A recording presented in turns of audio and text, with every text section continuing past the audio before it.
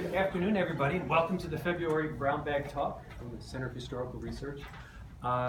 Thank you all for coming. I'd like to introduce Bob Beach, who's I guess he's kind of a regular on the Brown Bag Talk circuit. Bob is actually a UC alum, graduated about 80, 90 years ago. He's a PhD candidate now at the University of Albany. Who does drug history, today he's going to be giving a talk about the marijuana legalization debate. What critics get wrong. It's a drug war critique. That's it, the drug war critique. What critics get wrong about marijuana legalization. Yes. So, without further ado, Bob. Okay. Thanks for coming. Thanks for bringing your brown bags. So today I do want to give a little bit of overview on what's going on in New York State right now for those of you who are not familiar with the legalization debate as it's going on in the state as we speak. But I also want to kind of use this time to have a conversation. So I hope you all have questions already about marijuana legalization. And then some questions that'll be brought up by the comments that I'm making here today. So we'll start. On January 15th of this year, New York State Governor Andrew Cuomo unveiled his 2019 Justice Agenda, spelling out a number of legislative initiatives that his administration was finally prepared to back, following a midterm election that saw the state's government firmly in Democratic hands. Now, perhaps for the first time as governor, and certainly for his entire career, Cuomo seems to have embraced the progressive agenda that a lot of younger leftists, both in and outside of the Democratic Party, have been pushing for several years now, in many ways challenging the sclerotic centrism that has dominated the Democratic Party since the late 1960s. A commonality between this recent leftward lurch by the governor, we'll call it a lurch, and the progressive politics of new left activists in the 1960s is the legalization of marijuana. Like then, the late 2010s, or teens, sees the United States seemingly on the precipice of a major policy change regarding marijuana. By the 1970s, even as Nixon proclaimed drug addiction public enemy number one and classified marijuana as a Schedule I drug with no accepted medical use and a high potential for abuse, 11 states passed decriminalization laws between 1973 and 1978. But by the end of the 1970s, the decriminalization movement had run its course. And led by parents groups citing public safety concerns and the risk posed to children by marijuana, they put pressure on federal, state, and local governments to increase their enforcement of marijuana laws, and the tide turned. Marijuana arrests remained relatively stable through the 80s. That's probably something that most people don't know. But the penalties for simple possession jump-started the trend toward mass incarceration that sees the United States today having the largest prison population in the world. At the beginning of the 1990s, though, arrests for marijuana began a dramatic increase that we are still dealing with today. This new emphasis on enforcement, coupled with the emergence of controversial policing techniques like stop and frisk, has seen the bulk of arrests and prison time affecting communities of color. In addition, the systematized surveillance of these communities by increasingly militarized police forces create additional problems for urban communities, the residents of which, by and large, are law-abiding and non-using. So even controlling for the incidence of crime and violence in these communities caused by drugs and drug abuse, the impact of police surveillance and police action is wide-ranging and long-lasting. And this occurs despite consistent evidence that white and non-white users tend to use marijuana at roughly the same rates. And this pattern of drug enforcement has been a long-running contradiction in the larger war on drugs, not just of marijuana, but also of cocaine, of heroin, of opioids. In recent years, the sheer number of arrests and the long-term costs of imprisonment and of penal supervision via parole and probation has proven problematic in communities of color throughout the state and throughout the country. And while a lot of the media buzz around Cuomo's legalization proposal is about citizens getting access to legal weed, the reality is that that has not really been a problem for most marijuana users since the 1970s. In fact, a study by Cuomo's state health department determined that young people, high school age people, find it's easier to get weed than it is to get alcohol. Excuse me. And it's important to recognize that Cuomo's specific plan, as detailed in the governor's budget proposal given on June 15th, if it gains the support of citizens and other government officials, could potentially be an antidote to decades of racially motivated enforcement. Now, while legalization will increase access for users and generate revenue for private firms and state treasuries, the purpose of Cuomo's proposal, as I read it, in marked contrast to regimes in Colorado and other states, appears to be rectifying a racially motivated enforcement of a law that, as far as every measurable statistic can attest to, has actually not diminished the incidence of problematic marijuana use by American citizens, nor reduced the residual crime or violence associated with that use. Now, last week, the New York State Sheriff's Association held a press conference, a series of press conferences across the state, to oppose Cuomo's legalization plan. Oneida County Sheriff Robert Maciel, speaking as president of the association, made his point very clear, saying, quote, "As sheriff, my job is to keep our citizens safe. If this proposal passes, legalization, our citizens will be less safe."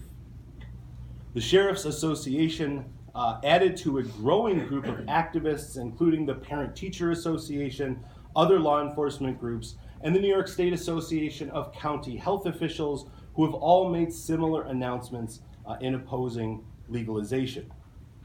And so, the purpose of my talk today is in part to acknowledge some of the critiques of legalization. Public safety needs to be at the forefront of any sound anti-drug policy, and there is no doubt that increasing availability of a substance will lead to increased use of that substance, an increase in incidence associated with that use. But what also needs to be at the forefront of a sound anti-drug policy is to acknowledge weaknesses in the status quo approach that many of these critics remain wedded to. An anti-drug policy should reduce, not increase, the frequency of problematic use, and it should serve and protect our citizens equitably.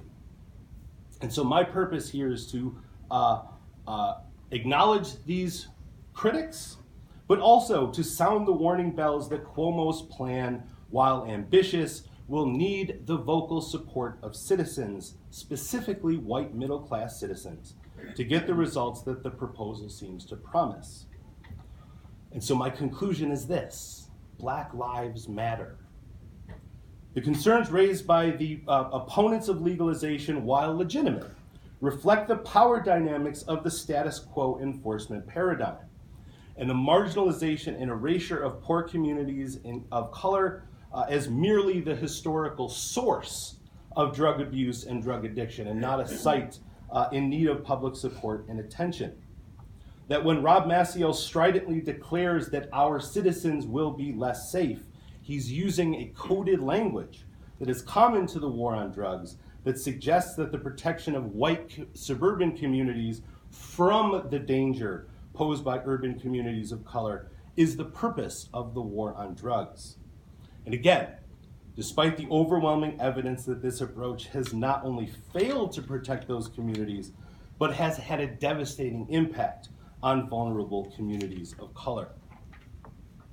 To be sure, some of the opposition's talking points are tired refrains that have been disproven time and time again, like the stepping stones theory that posits that marijuana use inevitably leads to harder drug use, which has very little basis in fact beyond limited correlation. There are also vague promises about an increase in crime that appear to merely come from the resurrection of a much older theory that marijuana use leads to crime. Excuse me. Now, there is limited evidence from legal states that legalization will increase marijuana-related ER visits and traffic fatalities. The State Sheriff Association, that's a term I can't say, cited evidence from Colorado that seemed to show a dramatic increase in traffic fatalities from drugged driving. And law enforcement had cited a lack of an accurate field sobriety test for marijuana as a significant obstacle to keeping the roadways safe. While these are, again, legitimate concerns, little thought is given, for example, to why people operate vehicles under the influence of marijuana, and more importantly, how many drugged drivers are already on the road under the influence of alcohol, marijuana, and other so-called legal drugs. What they don't seem to acknowledge within this critique, again, is the racial disparities in drug arrests that arise and stem from traffic stops. There are also concerns about the unintended exposure to children, from the curiosity elicited by, quote, brightly colored edibles, to the danger posed to infants from pregnant and breastfeeding mothers, and the influence of mass marketing on future consumers of legal cannabis. Opponents cite a rise in teen and adolescent use of marijuana as a cause for concern stemming from these factors. Critics tend to lump pro-pot folks together and fail to acknowledge that there's a big split in the legalization movement around the issue of the power of so-called big pot. Think big oil or big tobacco. And the regimes like those in California and Colorado that appear to place more emphasis on profitability of marijuana businesses over public health. Activists and drug historians are strongly in favor of a regime that prioritizes public health over profit and tasks the state, not private businesses, with regulating potency, packaging, and advertising, as well as directing funds toward educational campaigns that communicate these risks to vulnerable populations. And more than that, virtually all of the critics' concerns are addressed in Cuomo's legalization proposal. To combat the effects of big pot, the state would adopt a 3-tier model of distribution similar to alcohol, and the licensing and oversight of the system would be supervised by an office that Cuomo has proposed to create called the Office of Cannabis Management, or OCM. Of the $300 to $600 million in additional tax revenue forecasted by Cuomo's working group on legalization formed this past year, a lot of the money would go to law enforcement and public health offices to deal with workload increases and to, again, address many of the concerns addressed by his critics last week. For example, funding would be put toward training new so-called drug recognition experts, people that are deployed in the field to recognize and determine intoxication in cases of traffic stops, and to also develop a reliable field sobriety test for marijuana impairment. And these investments appear to mirror those taken in other states that have adopted legalization. But, again, the governor's plan goes further than these other states to address the racial disparities of the enforcement regime that adult-use cannabis would replace. These elements, to be sure, don't seem to carry much weight for critics of the plan. But these elements, at least on the surface, seem to address concerns of pro-legalization activists regarding the social justice aspects of legalization. Investing in communities affected by the war on pot, and limiting the power of corporate capital to influence the market.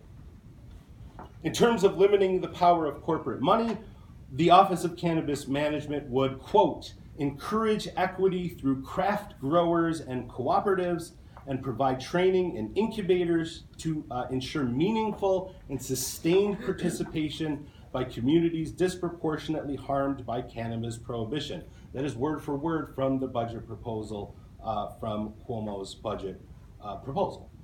The proposal goes further, tasking the OCM to, quote, facilitate market entry through technical assistance, mentorship, and importantly, access to capital. This is such an important element since cannabis businesses are cash businesses, this is due to federal banking regulations that limit access to credit to businesses that are technically not legal under federal law.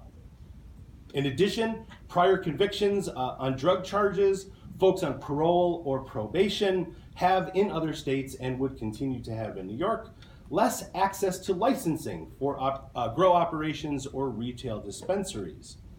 And in those states, critics have highlighted the fact that under prohibition, the negative aspects have been disproportionately on communities of color, and during legalization, the benefits, the financial benefits, the profit, has disproportionately benefited white communities. And again, the governor's plan seems to address this gap. In addition to providing needed assistance for communities of color, New York, like other legalization states, seek to address the issue of prior convictions head on.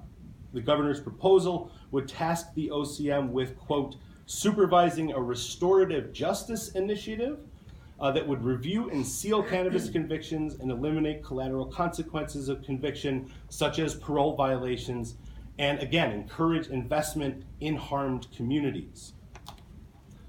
Excuse me. No irony from my mouth being dry during my talk about marijuana. To be sure, again, part of my talk is to kind of address the critics, but the other part of my talk is to address Cuomo directly, because I feel that Cuomo is putting a lot of stake in terms of his cannabis program in the effective operation of this new Office of Cannabis Management. While the language of the OCM's mandate seems bold on the surface, it is also fairly extensive. It's going to take in not only the adult use cannabis program, but it's also going to take over the medical cannabis program in the state and also the industrial hemp program in the state. So it has a huge mandate for legal weed. And the realities of an administrative office, coupled with New York's famous reputation for state government corruption, could very well doom the heady language in the budget proposal from bearing significant fruit. And we will have to see how the OCM would be organized and what its authority and source of oversight would be to make sure that proper attention is paid to the social justice elements of the plan. Larger systemic issues will undoubtedly make the goal of creating an equitable egalitarian market, again, that is a quote from the report, an egalitarian market, difficult to achieve as well.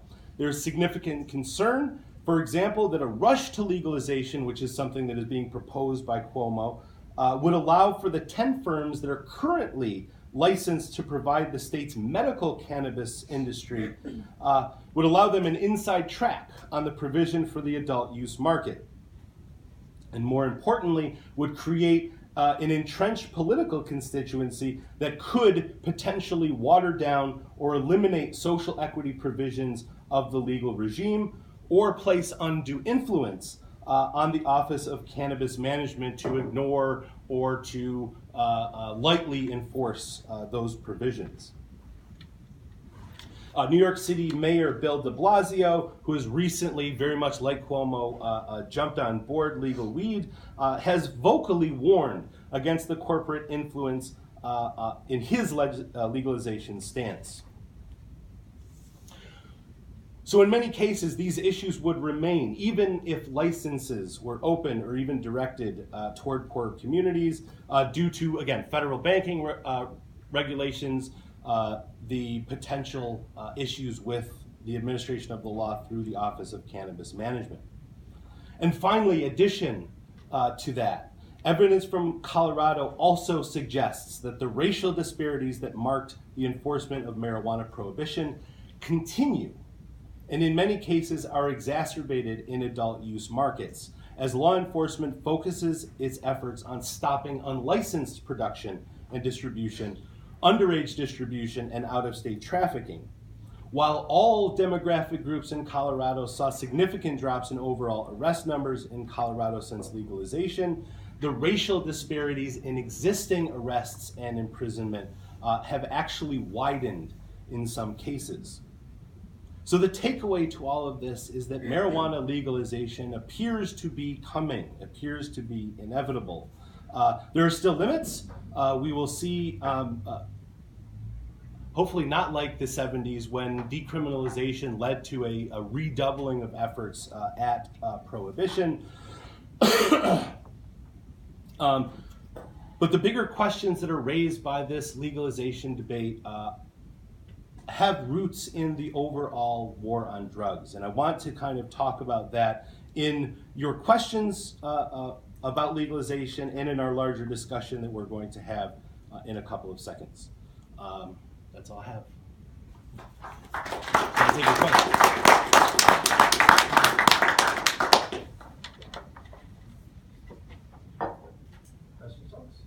Gotta have a lot of questions for the film.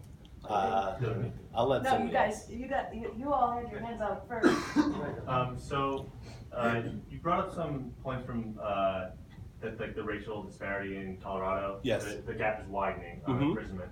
And then Cuomo's policy states that the implementation of drug recognition experts. Yes. I mean, what would be in place to stop the disparity from occurring in New York on legalization? That is the concern, Right, I mean, based on that kind of language, based on that kind of approach, despite the heady language of social justice, it does appear that law enforcement is going to have a lot of resources to incarcerate people for drug driving or unlicensed possession with the who the heck was that? I think it was the president of the Association of Chiefs of Police. Yeah, the sheriff's. That was my next part. And like, if the sheriff's association's already of New York is already fighting back against it, I mean, what's going to stop it from being even like really going further? You know, right? Even further, more racially based. You know? Sure. Yes. Yeah. Because again, when you eliminate the sort of the penalties for possession, right? Now we're going to penalties for unlicensed use or driving. Yeah, the racial disparities that are clear in traffic stops, that are clear in sort of stop and frisk incidents are only going to widen under this. And again, like the one part of this is, yes, we got to address some of the concerns, but also to look at Cuomo's plan and say, sounds really good. How are we actually going to make sure this happens? It's really easy to insert that language in the proposal. It's quite another thing to put that into practice. Thank you. Yes. I'll just go. Yes. Well, one question I've always had with legalization Sure. is with the amount of companies nowadays that drug test their employees Mhm. or applicants. Like, Yes. If it were to become legalized, could these companies still drug test because they see marijuana users as lazy or just unmotivated and they don't want them working even though it's legal? Yes, and that is a concern. I know Cory Booker recently, I think it was late 2017, proposed the Marijuana Justice Act, which was a pretty dramatic change in or shift in federal classification, basically, of marijuana. And one of the major provisions of that law, along with the one that was proposed by Elizabeth Warren last year, and I believe the one that was proposed by Chuck Schumer last year, addressed that very issue, looking at the practice of drug testing for employment and at the very least, eliminating marijuana from that screening process. But there, again, if you're one of the big issues with legalization is the disparity in state versus federal laws. If you have a company that is based outside of the state that you're working in, I mean, and I don't actually know the answer to that question. Can a state tell that company that their employees in New York State or any legal state are not subject to those kinds of things? We don't actually know. On the federal level, they can't. So if I were to work for the FBI. Yes, and that's a completely different issue. When we're talking about the federal government, any drug tests, any convictions, any parole violations or whatever could doom you from getting a federal job. Absolutely. But I would argue it'd be the same as alcohol. They screen for alcohol, for right? And they're not going to take that off the drug screen, Right. Even though it's legal. Cheers. Yes. So I'm thinking 1920s rise of religious fundamentalism, or Mhm. actually teens, religious fundamentalism, and then one constituency behind Prohibition Amendment. I'm just wondering, like, religious fundamentalism as a constituency seems to be kind of conspicuously absent in this whole landscape right now. They do. They do seem very conspicuously absent. I'm not really sure where they are. I think that they're dealing with other issues, I guess. Yes, they are. But there's also a lot of money involved in pro pot, so Yeah, right? that could. I mean, a lot of the sort of former sort of anti-drug people are now noticing that there are economic opportunities, and they're jumping at, like, who was it? It was Boehner, right? The former, what was he? The Speaker of the House has jumped on board, and he's I think he's on the board of a cannabis company, which is really interesting. So that could very well be. I'm not sure. I think you've been raising your hand for a while. Yes. So this is kind of something that could address, like, the sheriff's departments, is like there is a it wouldn't legalizing cannabis help with the opiate crisis, because I've read studies that where medical marijuana is available to veterans for PTSD and chronic pain. It is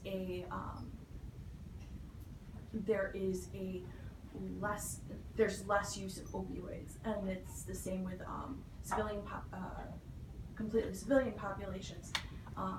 There are people who have completely weaned off of opiates, and opiates pose more dangers as far as the legal community is concerned, and that's maybe something that should be brought to them and said, hey,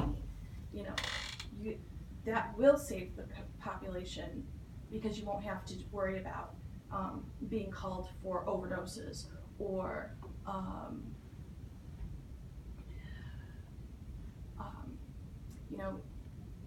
yes, you shouldn't be driving when you're high, but, like, people going out and getting on their opiates, getting into accidents, or just having accidents in general on opiates. Yeah.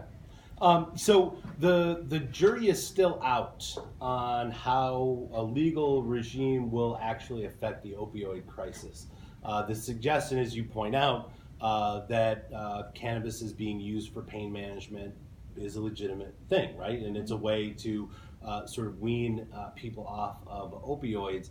One of the important elements of, and again, going to the wider critique of the war on drugs here, is the assumption that the opioid crisis is about too much opioids. It's actually about the improper administration of opioids, right? And so this is a question of, like, how do we allow doctors to administer opioids safely when the concern is too many opioids, right? So again, the jury is still out on that. The jury is still out on just how effective marijuana is at pain management or other medical uses. But yes, in terms of, like, how the Sheriff's Association would respond to that, well, they have responded to that. And one of the things that they're saying is, if we're going to have this huge issue with the opioid crisis, why are we then going to encourage or condone the use of this other drug? And this goes back to the question of, yes, will increased access to marijuana lead to more opioids, right? So actually the opposite argument that you're making is the one that the PTA would make and has made. And I want to get the name right. It's the Association of the New York State Association of County Health Officials also made a similar argument that we're dealing with the opioid crisis, also dealing with the Clean Air Act with tobacco, right? Like, how are you going to justify the eliminating smoking when you're going to promote smoking. But again, go ahead. Okay, sorry. You seem to have a very reaction to that. Well, edibles are obviously a thing. Mm-hmm. Yeah, sure. Absolutely. And in past experiences before I was a student, Here at UC. I have fibromyalgia, and to prevent, to keep my pain levels low before I was properly on proper medications, gabapentin, that was the only thing that worked. Right. And opiates did not. Yes. So it's something like, I don't want opiates in my system. Mm-hmm. Most people who advocate for marijuana don't want opiates. Right. Yes. So it just kind of blows my mind that they're. We are talking about two different things, medical marijuana as opposed to recreational marijuana. Some people don't have access Right. under current laws, Right. whereas with the Sure. recreational, it would be easier to access when it's not normally prescribed for that. Sure. Because there are a lot of places with fibroism, and even the VA is playing around with it for PTSD. Right. And I guess the one thing that I would say to that again is, the sort of prohibition stance is saying, no, you can't have that, right? Whereas a legal regime, and whether it's a medical marijuana regime or an adult use regime, is just merely going to to open up options for people. I think that the constituency, there's a great book called Grassroots, talking about the sort of grassroots activism begun actually by AIDS and HIV patients in the 1980s, right? That prior to that, there was a very small, almost non-existent political constituency that could advocate for the legalization of marijuana. Typically, they would have been like new left college students who are getting stoned, right? But by the 1980s, you have this concerned constituency of AIDS, HIV patients who are saying that this is not about us getting high. This is about a health concern that we have, and the ability of medical marijuana patients to advocate for their own drug choices. It has been a really important factor in the rise of legalization in the United States, and again goes back to the bigger question of the war on drugs. What is the purpose of the war on drugs? Is it to eliminate or limit the problematic use of drugs, or is it to kind of, exact some kind of social control on people who are using drugs that we don't like versus the drugs that we do like alcohol, tobacco, prescription drugs, things like that. Go ahead. Yeah, Red and Tyson. Okay. So I've got two things. I had my own nuanced question I wanted to ask. And then I'm texting my parents that I'm here now. I love And my mom, so I'm expecting the usual bad arguments. So my mom brings up the gateway drug thing. Mhm. So Yeah. you can address that. But also my more interesting question is about the racial disparity. Yeah. Because I know a number of cops that are good people, that are not racist or anything, Mm-hmm. but they believe in stop and frisk and these sorts Yeah. of policies. Mm-hmm.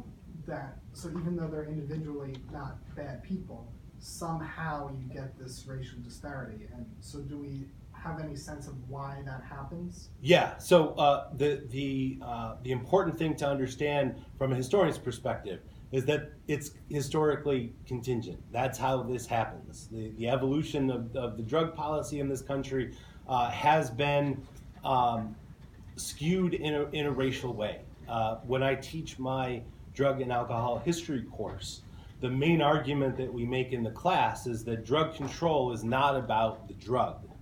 Drug control is about the people that are using the drug.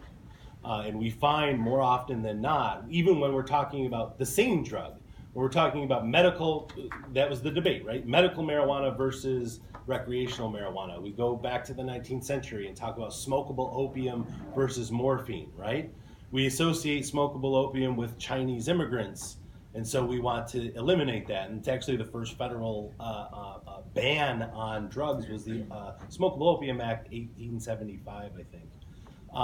That bans smokable opium while there is an ongoing morphine crisis in the medical community, right? So we don't have the same laws that are being passed to restrict opioid use. We just have laws that are restricted to a certain group of opioid users, right? And the same thing happens with marijuana. In the United States, there's a long, although very limited history of the medical application of marijuana that kind of begins in the mid 19th century and continues until kind of the turn of the 20th century. Very little overall attention was paid to medical use of marijuana. These and they would not have been like smokable marijuana. It would have been like tinctures or other medical preparations, right? Very little attention, public attention anyway, was placed on these substances, other than to just generally regulate drugs. There was a trend in the late 19th century. So you have the regulation of like poison labeling, for example, made or limited the availability of a lot of cannabis preparations as much as it did other kinds of drugs. And so that's where this racial disparity comes from, right? Is the association by the 20th century of marijuana smoking with Mexican and African American populations.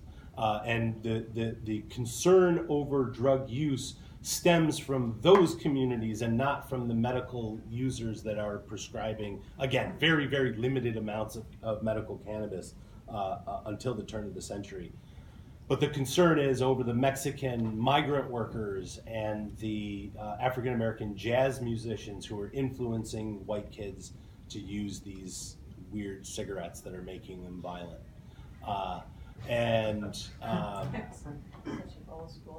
Very old school, yes. But we're actually seeing some of that come back. There was actually recently a book by Alex Berenson, and I wrote a critique of his book. Made the connection again between marijuana use and incidents of psychosis, and the connection between the incidents of psychosis caused by marijuana and violence. And now we have the resurrection of this idea that marijuana causes violence. That sort of diverges from your question, but yeah, that's where the attention is paid.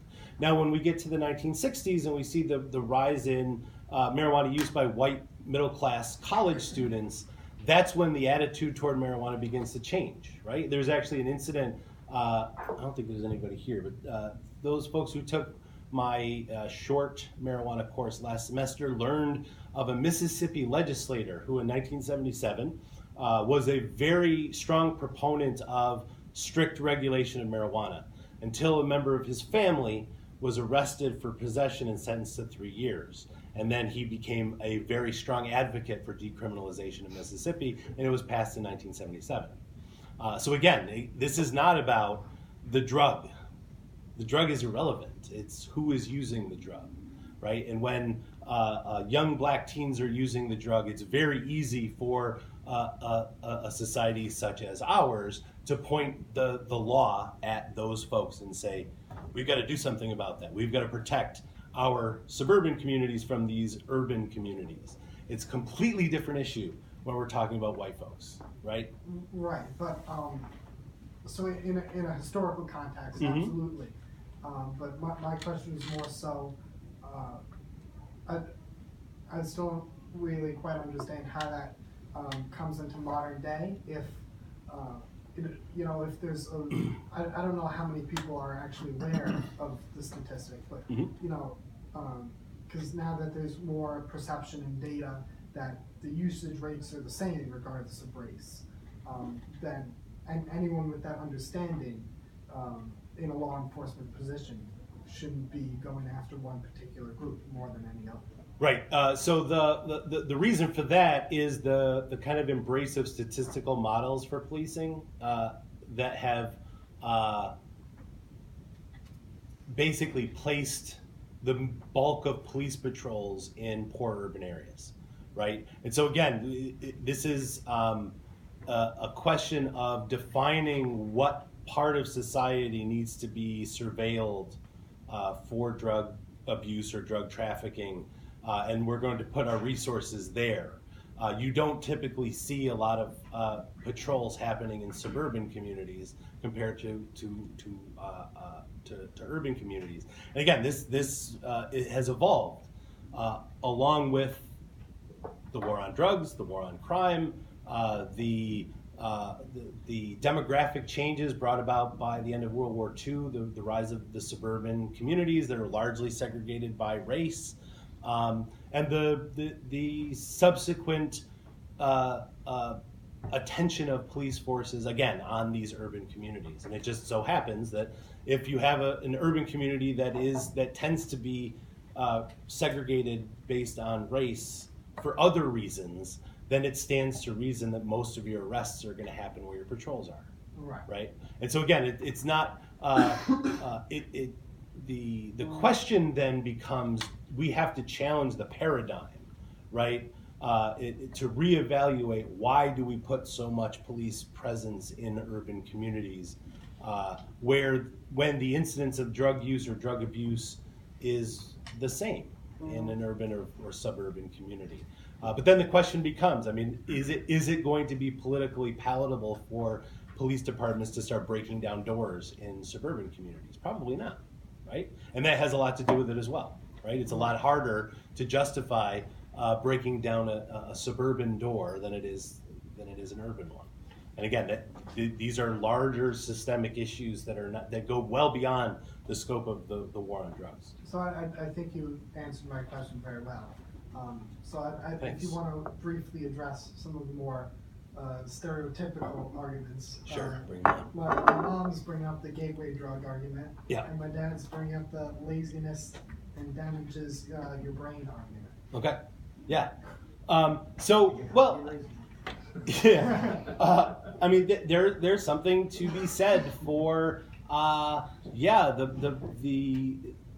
the physical, the mental effects of marijuana on young people, right? Underdeveloped brains probably shouldn't be using pot, right? I mean, anybody's going to come to me and ask me, should I use pot? I'm going to say, are you 21? If you're over 21, have fun. And you shouldn't be smoking cigarettes, and you shouldn't be drinking alcohol, and you shouldn't be taking half the drugs that your doctors give you. And that's the counter argument, right? Is that, yes, of course, there is a concern about using a mind-altering substance, as there is always a concern for altering your consciousness. Again, the question is, well, why do we lump in marijuana with drugs like cocaine or heroin rather than drugs like alcohol or tobacco? Because again, as Dr. Whitner said, I mean, the effects are more pronounced when it comes to the long-term effects of tobacco and alcohol use. When it comes to deaths, when it comes to traffic fatalities, when it comes to long-term health costs associated with things like lung cancer, cirrhosis of the liver, or any of the other things. And again, the jury is still out on the long-term health effects on marijuana. We don't know, largely because there's no federal ability or no ability within the federal regulatory system to actually do research on the long-term effects of marijuana. It's also very difficult, although one cannabis-based drug did get federal approval, FDA approval last year to treat a very rare form of epilepsy, which actually challenges the Schedule I classification of marijuana as having no medical use. But yeah, there is a negative effect, right? And one of the things that drug historians are very keen to highlight is that drugs have negative and positive effects. It's very easy and common in the public realm to kind of come down one side or the other. Marijuana is good or marijuana is bad. Marijuana is both. Alcohol is both. Prescription drugs are both. It has to do with how well educated are you on the effects? Can you take drugs with knowing the risk and being aware of the risk and being able to manage that risk and reduce harm? That's kind of again, a focus of any good drug regime is to reduce harm. I think just to, on your comment, I think the major difference for marijuana as opposed to some of those other substances is marijuana, the half-life is so long and it's fat soluble and retains to the receptors in your brain, which blocks out many other, psychotropic medications like antidepressants will not work to its full potential. Young brains developed on the age of 25, right? So if you're, alcohol and opiates, some of those, yes, they also have an effect on your brain, but alcohol you need to use in larger and longer quantities than marijuana, right? Now, I'm for the legalization of marijuana, absolutely, because I think it gives people more information to make better choices for themselves. Yes. But to say that it's in the same category as some of those other medications and substances, I think is wrong. Sure. Because it has such a long half-life and it binds to things in your body that other medications and substances do not. Right. What about hormone levels for like developing kids, if it affects hormone levels, the use? Any idea? I don't know if there's been any studies on I that. think I've heard that before, but it's something that people say. I don't know. Yeah, and I mean a lot of the debate is about around what people say about the drug, right? Including its health benefits, right? A lot of the evidence for that is anecdotal, right? We still need more research to say what is the actual effect of this drug on PTSD, on whatever else, right? Yes. You got more? You want Yeah, yeah, I'll, You want to let somebody else jump in and come back? yeah, you can come back to me. Sure. I'll let you jump. I haven't really put too much time into studying this, but you answered a few of my questions already. Okay. I guess I want to know, how far does the term recreational go? So you mentioned that there would be licensing for distribution to craft growers. You also mentioned, though, that there'd be arrests for unlicensed use. Yeah. So is that just going to be the age restrictions, or is it going to be some sort of something else? Well, yeah. So it would be unlicensed distribution and sale, not necessarily use. Okay. Although it might influence the way that traffic stops go, right? But yeah, the number of licenses to grow, transport, wholesale, and then sell cannabis will be limited. That will have the effect, at least according to the people who have studied this thing, to keep the market relatively stable, right? But one of the effects in Colorado has been the rise of unlicensed and untaxed marijuana finding its way into the market, right? It's cheaper, and it theoretically could be available to kids, right, in ways that are available now. And so, yeah, that is a concern. And again, in Colorado, they've noticed, yes, the number of arrests have fallen significantly, which is a big plus. But they've found that there are still significant arrests for unlicensed production and distribution, particularly out-of-state trafficking from Colorado to non-legal states, as it turns out. Yeah, I was curious too about, so no home growing, it looks like, or what? It does not look like it, but I'm not sure. It seems, because I mean that would be the major source in Colorado is the fact that you can grow a certain amount at home, so there's a lot less effort to find these places. So yeah, in New York, I think that the idea of not having homegrown is to centralize the kind of regulation of the market in this OCM to kind of prevent, among other things, the unlicensed distribution. How effective that's going to be remains to be seen, because obviously there's already an illicit market that operates in New York City, that grows marijuana in New York City and distributes it and sells it, right, illegally.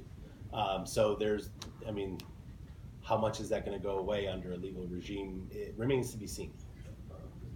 Just a comment, if you go to Denver, any of the hotels you go into, right next to the Bible, there's a whole stack of information on what's legal and what's not legal to do. So it's like Right. you cannot consume marijuana and drive. You can't transport it out of the state. It's like, they just, all you visitors to town, just keep in mind, you will get arrested if you own any of this stuff. Yeah. It's like, Isaac, have you So, I haven't pulled the answer. Okay, So, I mean, right now I could probably go to any of a dozen doctors and get a, due to military disability, I could get a license for prescription. But I choose not to because I'm kind of waiting this out, right? Waiting to see which way it goes because there's possible consequences that we can't foresee at this time. Sure. But we've talked about how, we've criminalized it, right? So we took it with, just like with prohibition, right? We make criminals, right? And that's a means to control society. And how would you see our war on drugs comparing to like other countries' wars on drugs, like say China earlier, or even more recently Spain, their stance on the war on drugs and their legalization of, well, there being no war on drugs anymore. Right. Portugal is the other kind of seminal example of that. In 2000, I believe, or 1999, they legalized drugs, all of them. And again, not to say drugs are good, right? But to suggest that drug use, drug abuse, particularly drug addiction, is not a law enforcement problem. It's a public health problem, right? And so instead of arresting you for possession of heroin, they might confiscate the heroin and then turn you over to a rehab center or something like that.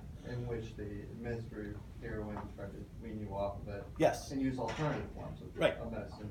Yes. As a health issue. And again, that approach is something that is supported by a lot of drug historians who again suggest that the war on drugs is about harm reduction, is a recognition that people use these kinds of substances all the time. Again, not they use them, so therefore we should legalize it. But the fact that they use the drugs, there should be safer options for them, right?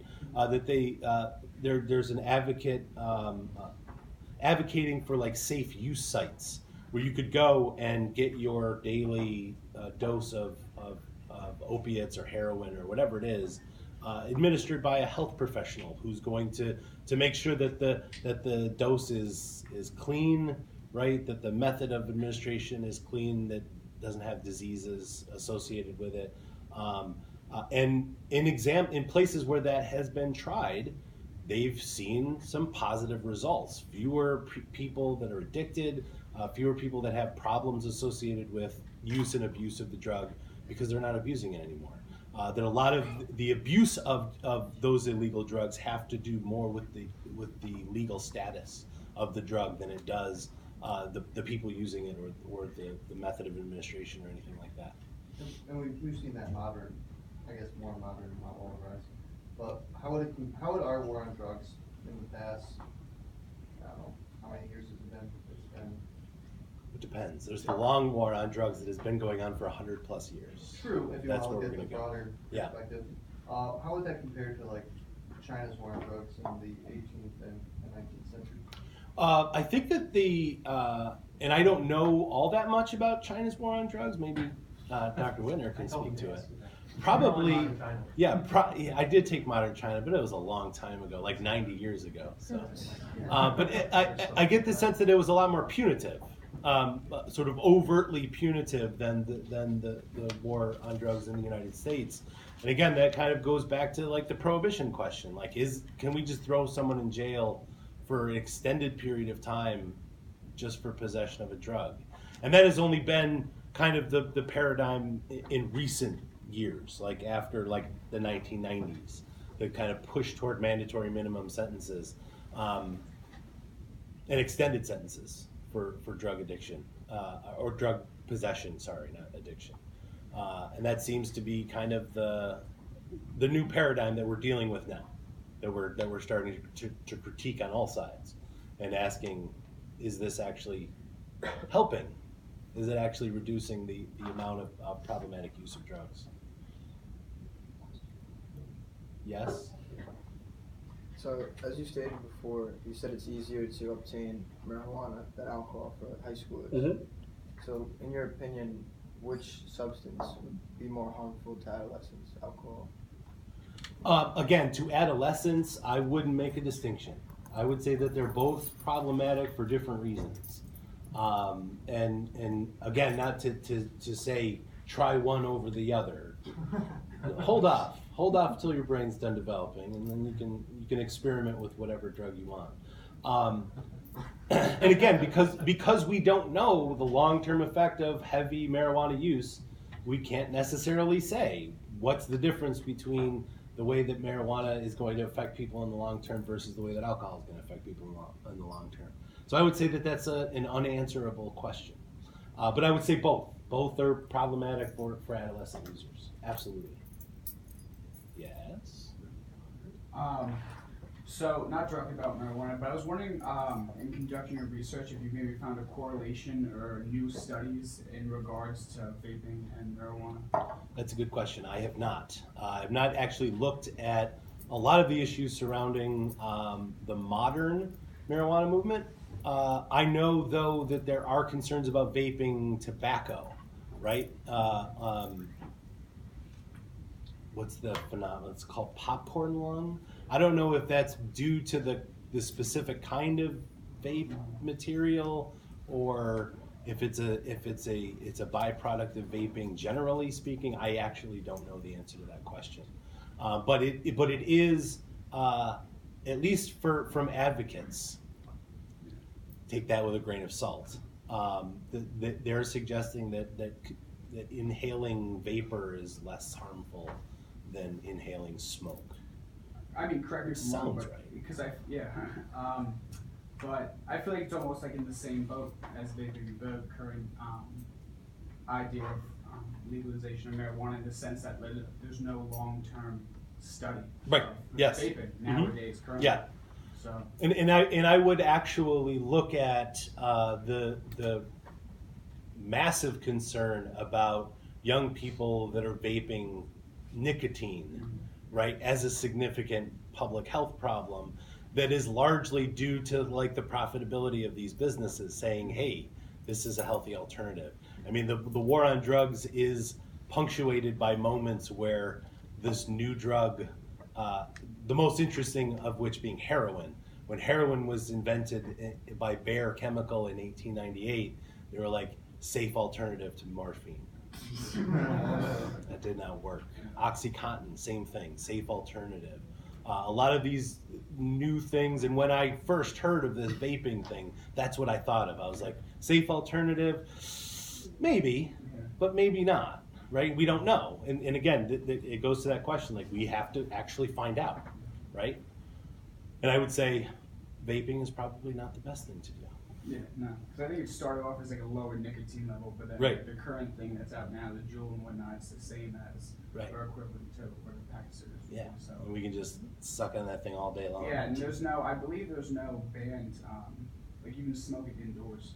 Not on campus. There are, yes, there There are are bans in 30 certain feet from a places. So everywhere you can. 30 can't feet from on- a building on campus. you can't I on don't know about buses off either. campus. There are businesses that are banning from restaurants. But I did see, I don't want to call anybody out. I saw somebody who was an adult smoke vaping in the middle of the hallway in Whitehall a couple weeks ago.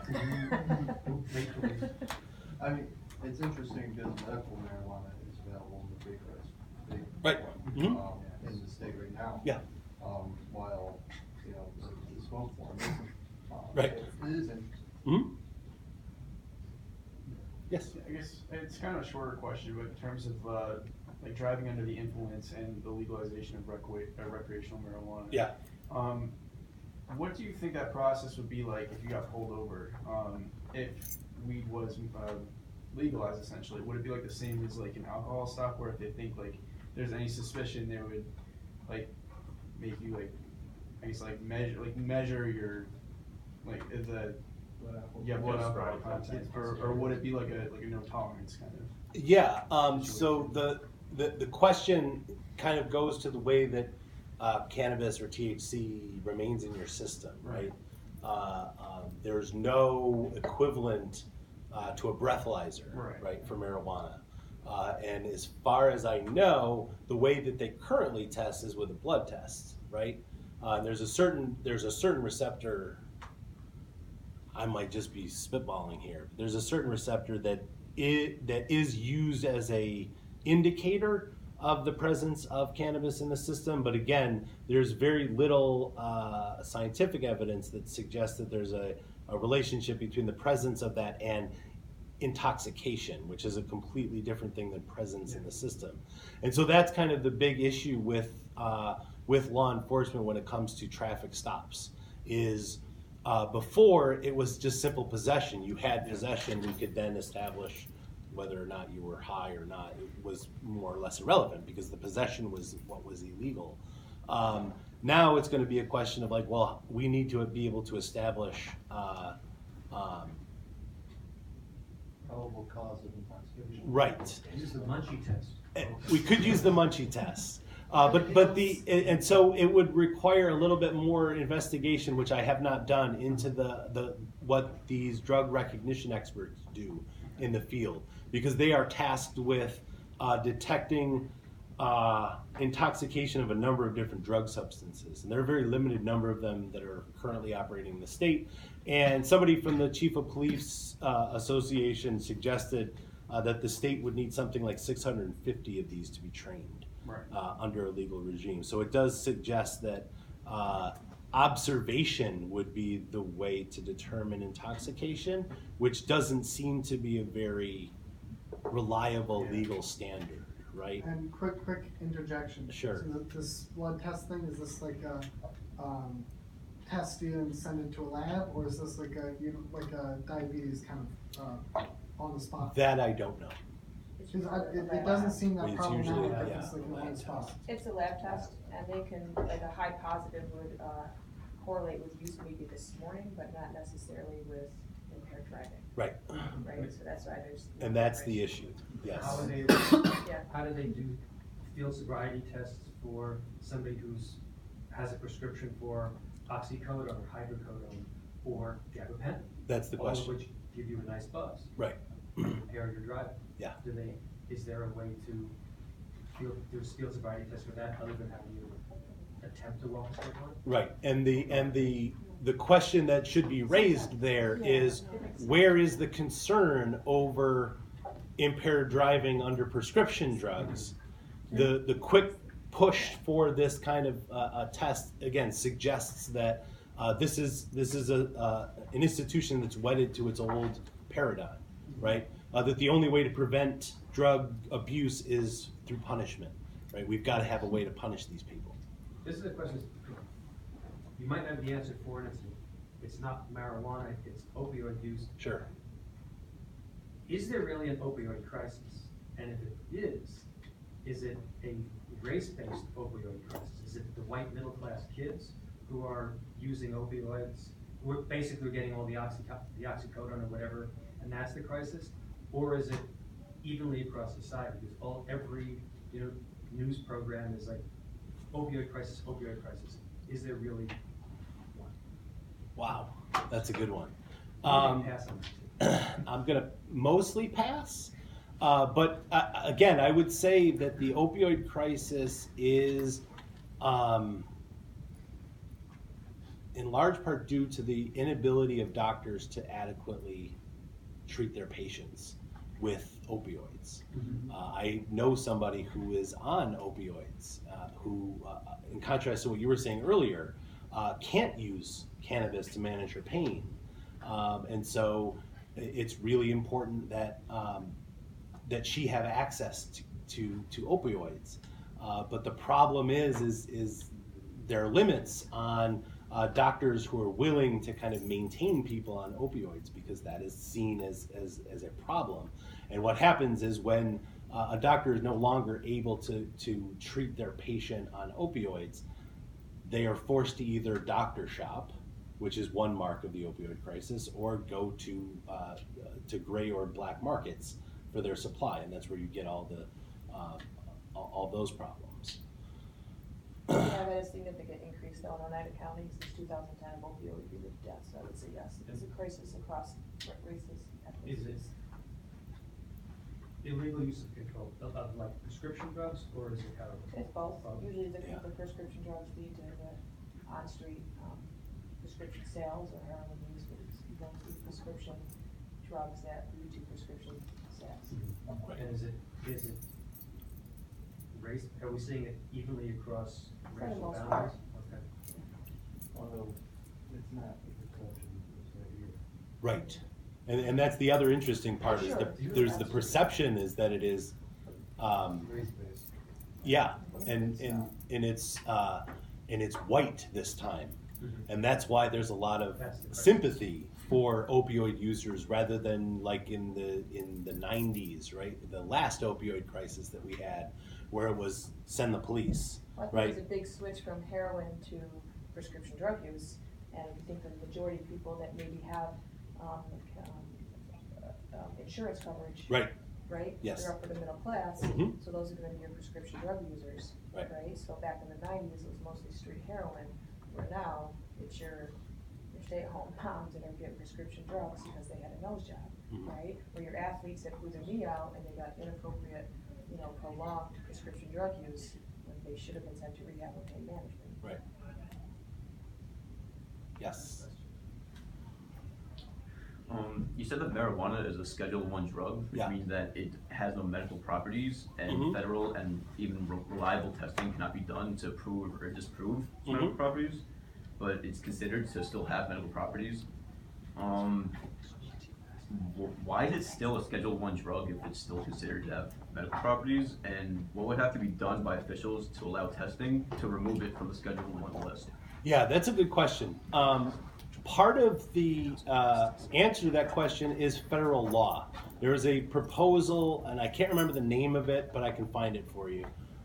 There's a proposal that would allow for exceptions to the restrictions on testing for marijuana. In terms of why it's still a Schedule 1, it's really hard to change, right? I mean, that would require the federal government to essentially decriminalize marijuana, because that's why the prohibition regime is the way it is, because it has no medical value, right? To suggest that it has medical value or has a less high chance of abuse is to significantly change the way we understand the drug. And so I would say that that's probably your biggest, but again, there are, and actually among them, presidential hopefuls like Elizabeth Warren, like Cory Booker, have proposed laws that would make that change, that would reclassify cannabis, that would then allow for the states to operate without fear of any sort of retrenchment by the federal government. Like if we have more knowledge and like background of what marijuana can do, like medically, it would be easier to legalize it for states that would recognize the benefits. Right. Yes. And more importantly, it would also be useful to kind of understand what the risks actually are, rather than relying on both sides on anecdotal evidence, which is typically where we are right now. A lot of anecdotal evidence. Now we need some clinical research and come up with the answer to that question. And do you see it being legalized federally, like as it's still a Schedule 1 drug?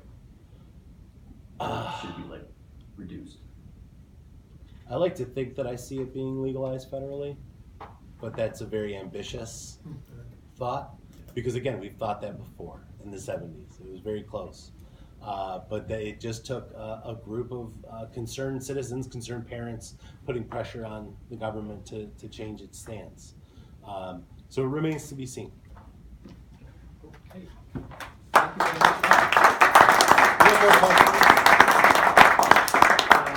If you'd like to continue, well, you could go to Bob's office hours, or you could actually join us for lunch immediately after this.